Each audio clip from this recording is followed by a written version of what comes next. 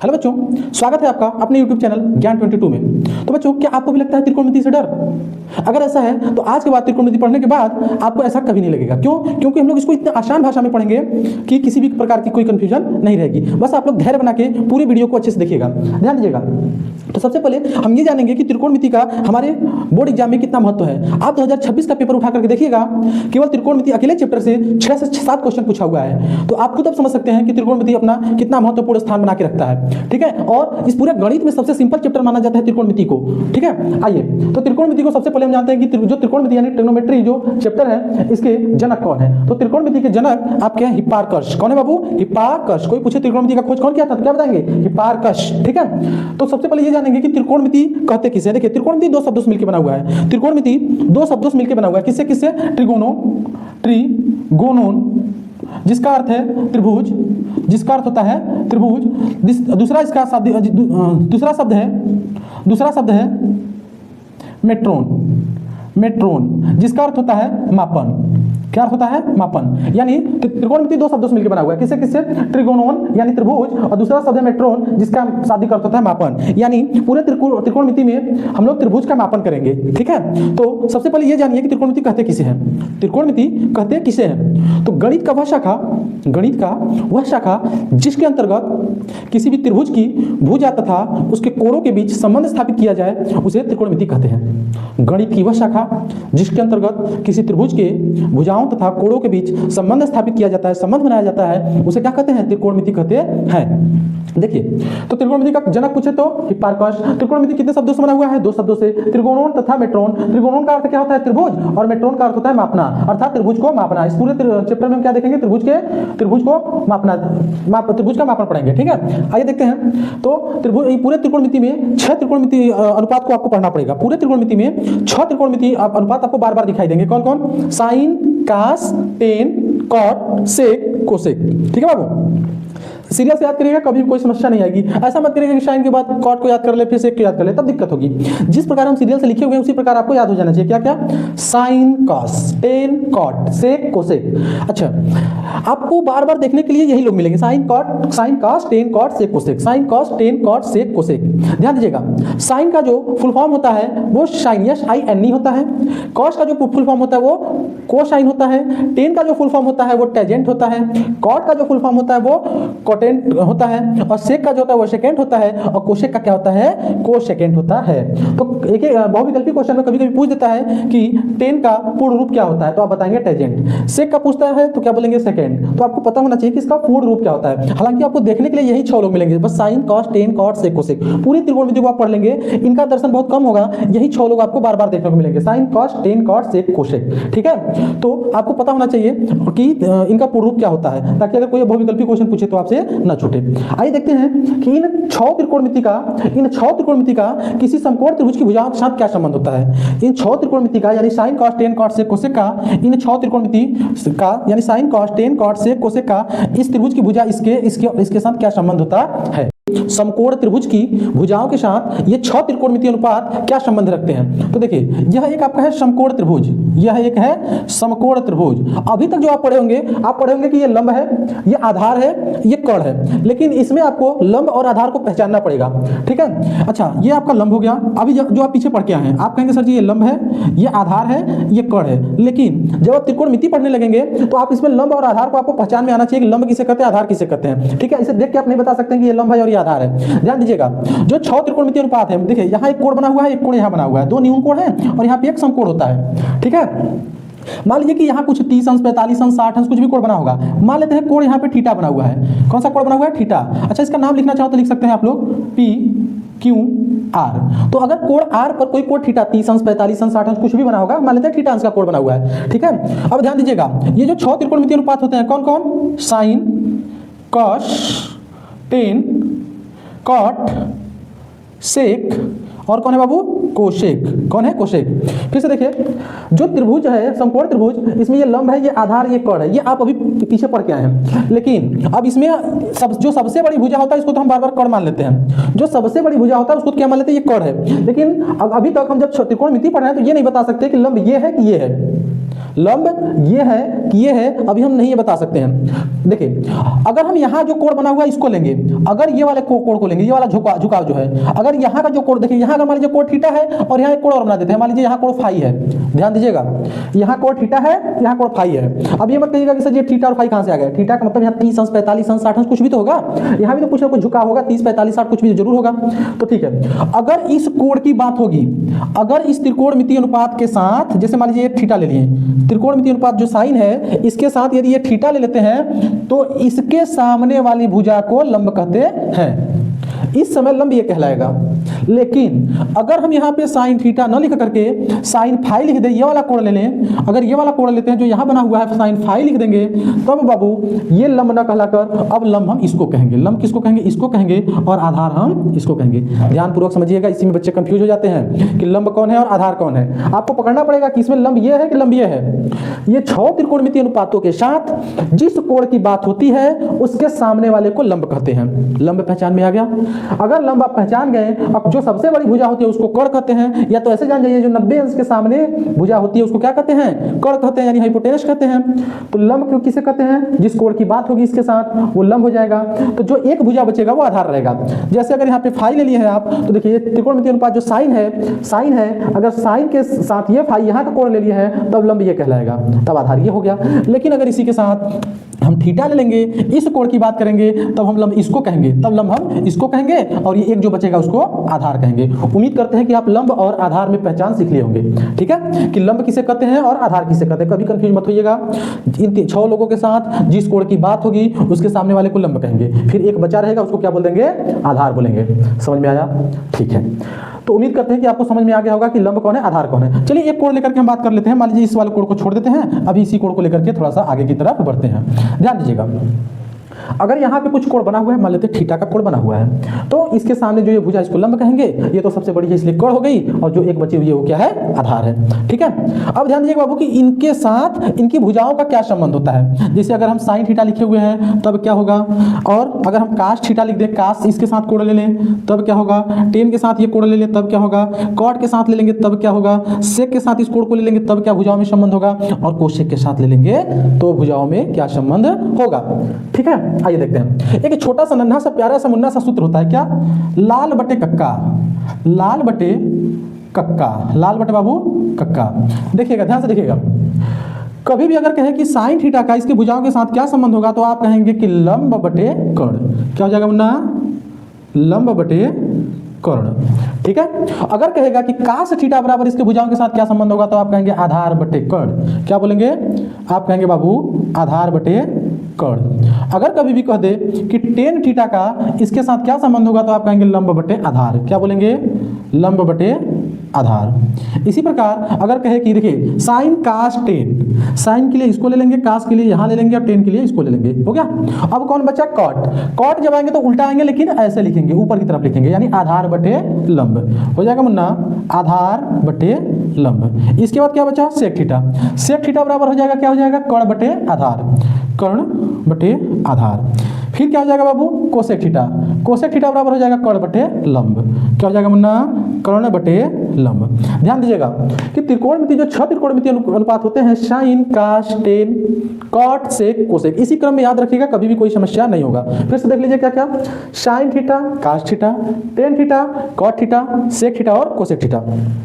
इन sine cos tan cot sec cosec का अगर इसके कोण और भुजाओं के साथ अगर हम संबंध निकाले तो क्या क्या होता है। अगर यहाँ पे कोई कोण बना हुआ है उसके साथ अगर इसको ले लेते हैं साइन को, तो क्या होता है, लंब बटे कोण।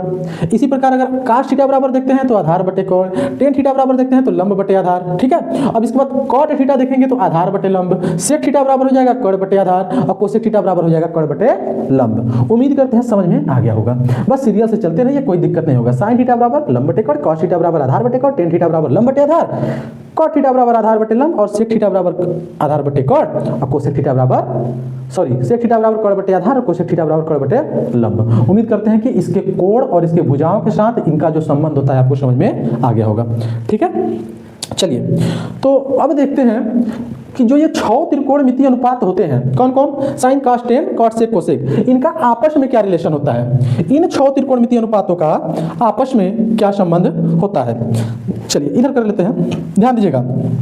एक बात बताओ बाबू, अगर हम यहाँ देख रहे हैं कि साइन थीटा के पास कौन कौन है, इसका लंब है और इसका कर्ण है। तो अच्छा बताओ, लंब और कर्ण किसके पास है? इसके पास नहीं है, इसके पास नहीं, इसके पास नहीं, इसके पास नहीं, इसके पास है। क्या? लंब और कर्ण। चलिए देखते हैं इसका कुछ रिलेशन होता है क्या। अगर हम इसका मल्टीप्लाई इसमें कर देते हैं, देखते हैं कुछ निकलता है क्या।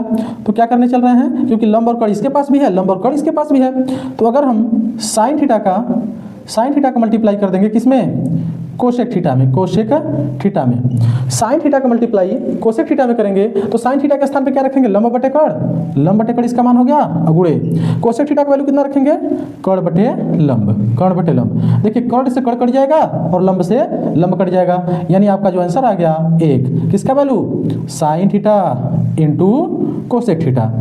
Sine theta into cosec theta का जो वैल्यू होता है बाबू वो होता है 1।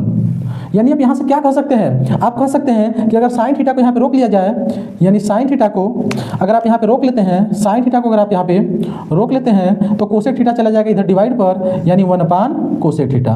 1/कोसेक थीटा। ठीक है, आप इसको बोल सकते हैं। यानी क्या बोल सकते हैं कि अगर साइन थीटा लिखा हुआ है तो 1/कोसेक थीटा उसके स्थान पर लिख सकते हैं। आगे चलिए कुछ और देख लेते हैं, ध्यान दीजिएगा। अच्छा एक चीज़ और बताओ, अगर यहाँ पे हम कोसेक थीटा रोकना चाहें, कोसेक थीटा अगर यहाँ पे हम कोसेक थीटा रोकना चाहें तो कोसेक थीटा यहीं पे रह जाएगा और साइन थीटा चला जाएगा डिवाइड पे, तो हो जाएगा 1/साइन थीटा भी आप बोल सकते हैं इसको। क्या बोल सकते हैं? 1/साइन थीटा भी आप इसको बोल सकते हैं। ठीक है, आगे चलते हैं। अच्छा एक चीज़ बताइए, काश थीटा के पास आधार और कर्ण है। देखिए आधार कर्ण किसके पास है? सेक थीटा के पास है। तो चलिए इनका मल्टीप्लाई करके देख लेते हैं। तो क्या हो जाएगा मुन्ना? यहाँ पे हो जाएगा cos theta into sec theta. Cos theta into sec theta. ठीक है, काश थीटा का वैल्यू कितना है? आधार बटे कर्ण। कितना मुन्ना? आधार बटे कर्ण। उसके बाद सेक थीटा का वैल्यू कितना है? कर्ण बटे आधार। तो सेक थीटा का वैल्यू रख दीजिए कर्ण बटे आधार। आधार से आधार कट जाएगा, कर्ण से कर्ण कट जाएगा, एक बार में सब कट गए। यानी जो cos theta into sec theta का जो वैल्यू आएगा वो आएगा 1। ठीक है, cos theta into sec theta का वैल्यू कितना आ जाएगा? 1 आ जाएगा। आगे चलते बाबू, एक चीज बताओ, अगर यहाँ पे हम कॉस थीटा रोक लें, यहाँ पे जगह है? सही दिखा दे नहीं, ओके नीचे जगह नहीं होना। चलिए देखते हैं, अब इधर आके देख लीजिए, ध्यान दीजिएगा। अगर कॉस थीटा को आप यहाँ पे रोकना चाहे तो सेक थीटा चला जाएगा 1 के नीचे, तो हो जाएगा कॉस थीटा बराबर आप चाहें तो लिख सकते हैं 1/सेक थीटा। 1/सेक थीटा आप इसके स्थान पे लिख सकते हैं। यानी कॉस थीटा के स्थान पे आप क्या लिख सकते हैं? 1/सेक थीटा। कॉस थीटा बराबर 1/सेक थीटा। ठीक है, आगे चलते हैं। आगे चलते बाबू, अगर हम सेक थीटा को रोकना चाहें, अगर यहाँ पे हम अगर सेक थीटा को रोक लेते हैं, सेक थीटा, तो काश थीटा उधर चला जाएगा, तो क्या हो जाएगा? 1/cos theta. 1/cos theta. ठीक है, 1/cos थीटा। अच्छा क्या क्या देख लिए कि sine theta into cosec theta. Sine theta into cosec theta बराबर 1 आता है। साइन थीटा को अगर रोकना चाहे तो 1/कोसेक थीटा लिख सकते हैं। अगर कोसेक थीटा के स्थान पे कुछ लिखना चाहते हैं तो 1/साइन थीटा लिख सकते हैं। इसी प्रकार कॉस थीटा का मल्टीप्लाई सेक थीटा जब किए हैं तो कितना आया है? 1 आया है। अगर आप कॉस थीटा को रोकेंगे तो सेक थीटा उधर चला जाएगा, तो डिवाइड में चला जाएगा, अर्थात cos थीटा बराबर 1/सेक थीटा। और यदि आप सेक थीटा को इधर रोक लीजिए तो cos थीटा उधर जाएगा, तो सेक थीटा बराबर हो जाएगा 1/cos थीटा। ठीक है, आगे चलिए बाबू, एक चीज और देखते हैं। tan थीटा के पास है लंब और आधार। लंब आधार और किसके पास है? cot थीटा के पास। देखिए लंब और आधार, चलिए इनका मल्टीप्लाई कर देते हैं। तो अगर हम tan थीटा में cot थीटा का मल्टीप्लाई कर देते हैं तो देखते हैं क्या आता है। देखिए tan थीटा बराबर होता है लंब बटे आधार। tan थीटा का वैल्यू कितना होता है? लंब बटे आधार मल्टीप्लाई बाई cot थीटा का जो वैल्यू है वो कितना है? आधार बटे लंब। तो रख दीजिए, तो हो जाएगा आधार बटे लंब। देखिए लंब से लंब कट जाएगा और इधर आधार से आधार, सब एक बार में कट गए। यानी tan theta into cot theta का जो वैल्यू होता है कितना होता है? 1। tan theta into cot theta बराबर क्या होता है ना? 1 होता है। ठीक है, चलिए यहाँ से भी देख लेते हैं। अगर आप tan थीटा को इधर रोकना चाहते हैं, तो कॉट थीटा उधर चला जाएगा, तो हो जाएगा 1/cot थीटा। 1/cot theta. ठीक है, आगे चलते हैं। अगर आप cot थीटा को इधर रोक लेते हैं, cot थीटा को आप यहीं पे रखना चाहते हैं, तो tan थीटा उधर जाएगा, तो क्या हो जाएगा? 1/tan theta. 1/tan theta. उम्मीद करते हैं आपको अच्छे समझ में आ रहा होगा। फिर से एक बार देख लीजिए, जब हम साइन थीटा का मल्टीप्लाई कोसेक थीटा में किए हुए हैं तो 1 आया हुआ है। अब इसको रोकेंगे तो उधर डिवाइड पे कोसेक चला जाएगा, इसको रोकेंगे तो साइन उधर चला जाएगा। ठीक है, अगर कॉस थीटा का मल्टीप्लाई सेक थीटा में किए हुए हैं तो भी 1 आया हुआ है। कॉस थीटा को रोकेंगे तो सेक थीटा उधर जाएगा, और सेक थीटा को इधर रखना चाहते हैं तो कॉस थीटा उधर डिवाइड पे चला जाएगा।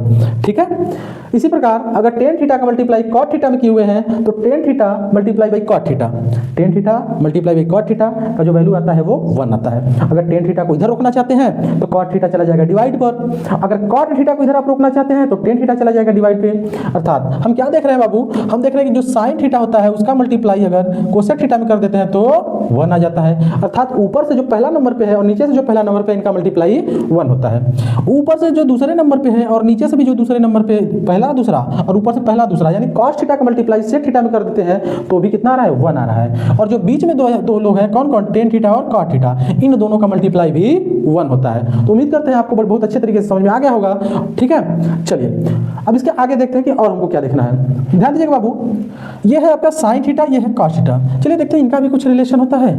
आइए ध्यान दीजिए बाबू, अब देखते हैं क्या साइन का संबंध, साइन और कॉस का संबंध भी कुछ बन रहा है। आइए देखिए, अगर हम कभी भी साइन थीटा में डिवाइड कर देते हैं कॉस थीटा से तो देखते हैं क्या आता है। साइन थीटा बराबर क्या होता है, लंब बटे कोण। अच्छा, कॉस थीटा बराबर क्या होता है, आधार बटे कोण। अब क्या देख रहे हैं कि यहाँ पे भी नीचे भी कोण है, यहाँ भी नीचे कोण है, तो कोण कैंसिल हो जाएगा, यानी हो जाएगा साइन थीटा बटे कॉस थीटा बराबर लंब बटे आधार। क्या हो जाएगा, लंब बटे आधार। अच्छा एक चीज बताइए, इसमें कहीं लंब बटे आधार लिखा हुआ है क्या? हाँ देखिए, लंब बटे आधार किसका मान, टेन थीटा का मान। तो आप जो साइन थीटा है अपन कॉस थीटा, साइन थीटा अपन कॉस थीटा, आप इसको क्या लिख सकते हो, टेन थीटा। यानी बाबू अगर कहीं भी टेन थीटा लिखा हुआ है तो आप उसको साइन थीटा बटे कॉस थीटा लिख सकते हैं। आगे चलिए, अच्छा अगर आप इसी में कॉस थीटा में साइन थीटा से भाग दिए होते तब क्या होता, कॉस थीटा में साइन थीटा से भाग दिए होते। आइए देख लेते हैं, यानी कॉस थीटा अपन साइन थीटा, तब देखिए क्या हो जाएगा। कॉस थीटा का वैल्यू क्या होता है, कॉस थीटा का वैल्यू है आधार बटे कोण बटे साइन थीटा का वैल्यू लंब बटे कोण। देखिए कोण से कोण कट जाएगा तो आ जाएगा कॉस थीटा बटे साइन थीटा। इसका जो वैल्यू हो जाएगा आधार बटे लंब। क्या हो जाएगा मुन्ना, आधार बटे लंब। एक बात बताइए, खोजिए आधार बटे लंब कौन है, आधार बटे लंब देखिए यहाँ मिल गया, कौन है, कॉट थीटा। तो आप लिख सकते हैं कि cos theta divide by sine theta बराबर हो जाएगा आधार बटे लंब, यानी कॉट थीटा। देखिए कॉट थीटा के स्थान पे आधार बटे लंब है तो आप इसको बोल सकते हैं कॉट थीटा। ठीक है बाबू, तो उम्मीद करते हैं ये भी आपको समझ में आ गया होगा। ध्यान दीजिएगा, यानी कहीं भी अगर साइन थीटा बटे कॉस थीटा लिखा है तो आप उसको टेन थीटा लिख सकते हैं, और कहीं भी अगर कॉस थीटा बटे साइन थीटा लिखा हुआ है तो आप उसको कॉट थीटा बोल सकते हैं। क्या बोल सकते हैं, कॉट थीटा।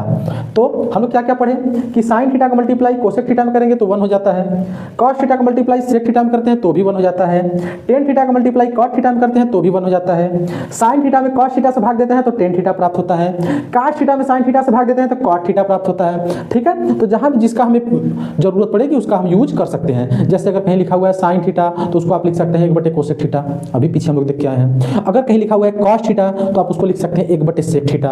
अगर कहीं लिखा हुआ है टेन थीटा तो जरूरत पड़ने पर आप उसको लिख सकते हैं 1 बटे कॉट थीटा। ठीक है, अच्छा अगर कहीं लिखा हुआ है टेन थीटा तो आप उसको लिख सकते हैं, जरूरत अगर कहीं पड़ गया तो आप उसको साइन बटे कॉस लिख सकते हैं। अगर कहीं कॉट थीटा लिखा हुआ है तो आप उसको कॉस थीटा अपन साइन थीटा लिख सकते हैं। ठीक है, तो उम्मीद कर रहे होंगे कि आप समझ रहे हैं। इसके आगे चलते हैं। इसके आगे देखिए क्या है बाबू, अच्छा आप अपने से भी बहुत सारा संबंध निकाल सकते हैं, एक दूसरे में गुणा करके भाग करके देखिए जो भी रिलेशन बने उसके स्थान पे लिख दीजिए, निकालना चाहे तो लिख सकते हैं। लेकिन जो इंपॉर्टेंट होता है जिसका हमको बार बार जरूरत पड़ती है उसको हम यहाँ पे आपको समझा दिए। ठीक है, कोशिश करिएगा अगर निकालना चाहे तो आप भी निकाल सकते हैं। आइए अब हम देखते हैं कि सर्वसमीका का 3 महत्वपूर्ण फार्मूला जिनका पूरे त्रिकोणमितीय अनुपात में बहुत जरूरत, पूरे त्रिकोणमितीय चैप्टर में बहुत जरूरत पड़ती है। वो फार्मूला कौन सा है, आप पढ़े होंगे क्लास 6, 7, 8 में ही पाइथागोरस प्रमेय। पाइथागोरस प्रमेय क्या होता है, पाइथागोरस प्रमेय होता है कर्ण का स्क्वायर बराबर लंब का स्क्वायर प्लस आधार का स्क्वायर। कर्ण का स्क्वायर बराबर हाइपोटेनस का स्क्वायर इक्वल टू परपेंडिकुलर का स्क्वायर प्लस बेस का स्क्वायर, यानी कर्ण का स्क्वायर बराबर लंब का स्क्वायर प्लस आधार का स्क्वायर। ठीक है, ये तो आप पढ़ के आए हुए हैं, ये फार्मूला पीछे पढ़ के आए हुए हैं, लेकिन इसी की सहायता से हम 3 सर्वसमीकरण का फार्मूला डेरिवेट करेंगे। पहला फार्मूला जैसे क्या करेंगे, सबसे पहले क्या करेंगे, दोनों पक्षों में कर्ण स्क्वायर से डिवाइड कर दीजिए। क्या करेंगे मुन्ना, दोनों पक्षों में कर्ण स्क्वायर से भाग देने पर देखिए क्या कुछ मिल रहा है। तो दोनों पक्षों में कर्ण स्क्वायर से भाग देंगे तो ये कर्ण स्क्वायर पहले से है और ये क्या है, लंब स्क्वायर अब प्लस आधार स्क्वायर था। दोनों पक्षों में कर्ण स्क्वायर से डिवाइड कर दीजिए, यानी कर्ण का स्क्वायर इधर भी डिवाइड करिए, यहाँ भी कर्ण स्क्वायर से डिवाइड करिए, यहाँ भी कर्ण स्क्वायर से डिवाइड करिए। क्या देख रहे हैं, ये कर्ण स्क्वायर एक बार में कट गया। ठीक है, अब ध्यान दीजिएगा बाबू, ध्यान दीजिएगा, यहाँ मिल गया आपका 1, इधर क्या होगा, लंब बटे कर्ण, कौन मिल गया, लंब बटे कर्ण का क्या है, इसका भी स्क्वायर, तो ऊपर लगा दीजिए स्क्वायर, क्या लगा देंगे, स्क्वायर। आगे चलिए प्लस, यह है आधार बटे कर्ण, क्या है ना, आधार बटे कर्ण, इसका भी क्या कर देंगे हम लोग, स्क्वायर कर देंगे। लंब बटे कर्ण का स्क्वायर हो गया और यहाँ हो गया आधार बटे कर्ण का स्क्वायर। अब ध्यान दीजिएगा, आप पीछे ही पढ़े थे लंब बटे कर्ण किसका था, साइन थीटा का, तो यहाँ पे क्या साइन थीटा लिख सकते हैं, तो ये हो जाएगा आपका 1। इधर देखिए लंब बटे कर्ण यानी साइन थीटा यानी स्क्वायर, तो स्क्वायर यहाँ पे चढ़ाकर साइन स्क्वायर थीटा बोलेंगे प्लस। देखिए ये साइन थीटा का था लंब बटे कर्ण और काश थीटा का क्या था, आधार बटे कर्ण। तो अगर कहीं आधार बटे कर्ण लिखा हुआ है तो उसको क्या बोल सकते हैं, कॉस थीटा, लेकिन स्क्वायर तो बोलेंगे कास स्क्वायर थीटा। ठीक है, तो यहाँ से एक सूत्र हमको मिल गया, कौन सा सूत्र मिला, sine square theta plus cos square theta बराबर 1। तो क्या लिखेंगे बाबू, sine square theta plus cos square theta equal to कितना फार्मूला मिला, 1। ठीक है, वेरी मोस्ट इंपॉर्टेंट फार्मूला, बहुत जरूरत पड़ती है इसकी। चलिए आगे एक फार्मूले का डेरिवेशन करते हैं, फिर से क्या हम जानते हैं, फिर वही पाइथागोरस का प्रमेय। क्या जानते हैं पाइथागोरस का प्रमेय, कि जो कर्ण का स्क्वायर होता है वो बराबर होता है लंब के स्क्वायर प्लस आधार के स्क्वायर के योगफल के। अब क्या करेंगे, फिर वही काम, दोनों पक्षों में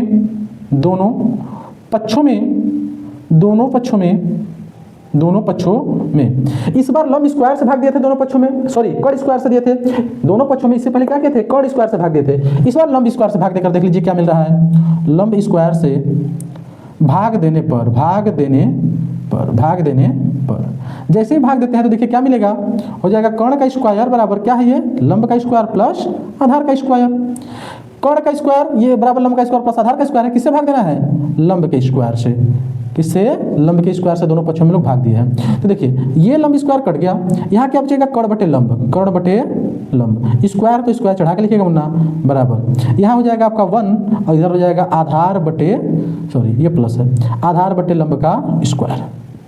अब ध्यान दीजिएगा बाबू, अब ध्यान दीजिएगा, कर्ण बटे लंब खोजिए, कहाँ है, कर्ण बटे लंब, हम क्या बोले थे, साइन थीटा बराबर लंब बटे कर्ण, कास थीटा बराबर आधार बटे कर्ण, टेन थीटा बराबर लंब बटे आधार, कॉट थीटा बराबर आधार बटे लंब, सेक थीटा बराबर कर्ण बटे आधार, कोसेक थीटा बराबर कर्ण बटे लंब। तो यहाँ लिखा है कर्ण बटे लंब, तो यहाँ क्या लिख देंगे, कोसेक थीटा, कोसेक लेकिन स्क्वायर लगा हुआ तो स्क्वायर थीटा बराबर 1 प्लस आधार बटे लंब साइन कास टेन कॉट, तो यानी कॉट थीटा बराबर आधार बटे लंब होता है, तो लिख लेंगे यहाँ पे कॉट, लेकिन स्क्वायर तो स्क्वायर चढ़ाकर लिखेंगे थीटा। ये इधर आ जाएगा तो फार्मूला बनके तैयार हो गया। फिर आपका देखिए प्लस पे इधर आ गया तो माइनस हो जाएगा, यानी हो जाएगा cosec theta, cosec square theta minus cot square theta बराबर 1। दूसरा त्रिकोणमिति का फार्मूला आपका पुनः निकल के आ गया। ठीक है, तो एक सर्वसमीकरण का फार्मूला निकला sine square theta plus cos square theta बराबर 1 और दूसरा जो सर्वसमीकरण का फार्मूला निकला क्या निकला, cosec square theta minus cot square theta equal to 1। चलिए एक महत्वपूर्ण फार्मूला और बाकी है, कौन सा है बाबू, ध्यानपूर्वक देखिएगा। ठीक है, क्योंकि त्रिकोणमिति में अगर आपको केवल फार्मूला अच्छे से पता है तो किसी भी प्रकार से सवाल दे आप उसको तोड़ मरोड़ के लगा लेंगे। ठीक है, तो सबसे पहले फार्मूला देख लीजिए अच्छे से। अब देखिए दोनों पक्षों क्या कहते, सॉरी सबसे पहले पाइथागोरस का प्रमेय लिखे थे तो कर्ण स्क्वायर से दोनों पक्षों भाग दिए थे। दूसरी बार क्या कहते हैं, फिर वही पाइथागोरस का प्रमेय लगाए, दोनों पक्षों में लंब स्क्वायर से भाग दिए, तो ये फार्मूला आया। एक बार और इसका यूज कर सकते हैं हम लोग, कैसे यूज करेंगे, फार्मूला हम जानते हैं, क्या जानते हैं कि जो कर्ण का स्क्वायर होता है वो बराबर होता है लंब के स्क्वायर प्लस आधार के स्क्वायर के योगफल के। देखिए कर्ण स्क्वायर से भाग दे चुके हैं, लंब स्क्वायर से भाग दे चुके हैं, यानी कर्ण और लंब हो चुके हैं, अब आधार बाकी है, तो लिखेंगे दोनों पक्षों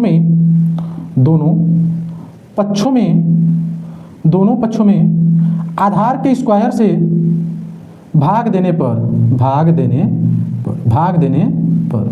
ध्यान दीजिएगा ना, तो भाग देंगे तो क्या हो जाएगा, कर्ण का स्क्वायर बराबर लंब का स्क्वायर प्लस आधार का स्क्वायर। ठीक है, बार बार वही फार्मूला यूज करें। देखिए पाइथागोरस का प्रमेय, पाइथागोरस का प्रमेय, पाइथागोरस का प्रमेय। पहली बार क्या किए थे, दोनों पक्षों में कर्ण स्क्वायर से भाग दिए थे तो sign square theta plus cos square theta बराबर 1 आया। दूसरी बार क्या किया, इस लंब को पकड़ लो, दोनों पक्षों में भाग दे दो, तब cosec square theta minus cot square theta बराबर 1 आ गया। इस बार क्या करेंगे बाबू, कौन बचा हुआ है, आधार स्क्वायर। तो देखिए बचा हुआ था तो दोनों पक्षों में इसी से भाग दे दिए हैं, किससे, आधार स्क्वायर से। इधर क्या हो जाएगा बाबू, आधार स्क्वायर से भाग हो गया, यहाँ भी हो गया आधार स्क्वायर से भाग। ये देखिए एक बार में कट गया। यहाँ क्या बचेगा, कर्ण बटे आधार का स्क्वायर तो चढ़ा दीजिए बराबर, यह है लंब बटे आधार, इसका भी स्क्वायर चढ़ा दीजिए, अब प्लस 1। अब ध्यान दीजिएगा, कर्ण बटे आधार किसका मान है, कर्ण बटे आधार यानी sine theta, cos theta, tan theta, cot theta, sec theta, यानी कर्ण बटे आधार किसका वैल्यू है, सेक थीटा। लेकिन स्क्वायर है तो स्क्वायर चढ़ा दीजिए, सेक स्क्वायर थीटा। देखिए अब आ गया लंब बटे आधार, लंब बटे कर्ण, आधार बटे कर्ण और लंब बटे आधार, यानी ये वाला वैल्यू है। ये साइन का वैल्यू होता है, फिर कास का होता है, फिर टेन का होता है, तो ये है टेन का वैल्यू, तो हो जाएगा टेन स्क्वायर थीटा प्लस 1। अब टेन स्क्वायर थीटा इधर आ जाएगा तो हो जाएगा sec square theta minus tan square theta बराबर 1। ठीक है, एक फार्मूला आपको पुनः मिल गया, एक फार्मूला यहाँ से आपको मिल गया बाबू। ठीक है, तो ध्यान दीजिएगा, 3 रामबाण फार्मूला हम लोग पढ़े हैं, कौन कौन सा, sine square theta plus cos square theta बराबर 1, cosec square theta minus cot square theta बराबर 1, sec square theta minus tan square theta बराबर 1। तो अगर कहीं भी अगर लिखा है sine square theta plus cos square theta तो उसके स्थान पे तुरंत क्या हम लोग यूज कर लेंगे, एक यूज कर लेंगे। इसी प्रकार कहीं अगर cosec square theta minus cot square theta लिखा है तो वहां भी एक लिख लेंगे। Sec square theta minus tan square theta कहीं लिखा हुआ है तो वहां भी यूज कर लेंगे। ठीक है, तो आपको पता होना चाहिए तीनों फार्मूला। अगर हम चाहते तो तीनों फार्मूला आपको डायरेक्ट रटवा देते हैं, लेकिन नहीं, अगर फार्मूला रटेंगे तो वो बहुत जल्दी आप भूल जाते हैं। तो इसी प्रकार कोशिश किया करिए कि कोई भी फार्मूला आया कहाँ से, हमेशा अपने से पूछिए, क्वेश्चन करिए कब, कहाँ, क्यों, कैसे। जब अपने आप से क्वेश्चन करना चालू कर देंगे तो किसी भी प्रकार की समस्या नहीं होगी। तो गणित में भी वही काम करना पड़ता है, आपको किसी भी फार्मूले को लाना पड़ता है कि फार्मूला आया तो कैसे आया, प्रमाण के साथ बात होती है। ठीक है, तो उम्मीद करते हैं कि इतना आपको समझ में आया होगा। अच्छा, इसके बाद का जो और टॉपिक बचा हुआ है यानी फार्मूले का डेरिवेशन बचा हुआ है, तो कोशिश करेंगे उसको किसी नेक्स्ट वीडियो में लाने के लिए। क्यों, क्योंकि अगर एक ही वीडियो में सबको समझा देंगे तो वीडियो ज़्यादा लंबा हो जाएगा और मज़ा नहीं आएगा। ठीक है, तो इसलिए हम कोशिश कर रहे हैं कि जितना इसमें पढ़ लिया उसको अच्छे से आप देख लीजिएगा, और जो बचा हुआ और फार्मूले हैं उसको हम आगे देखेंगे नेक्स्ट पार्ट में। ठीक है, चलिए, तो आज के लिए बस, धन्यवाद।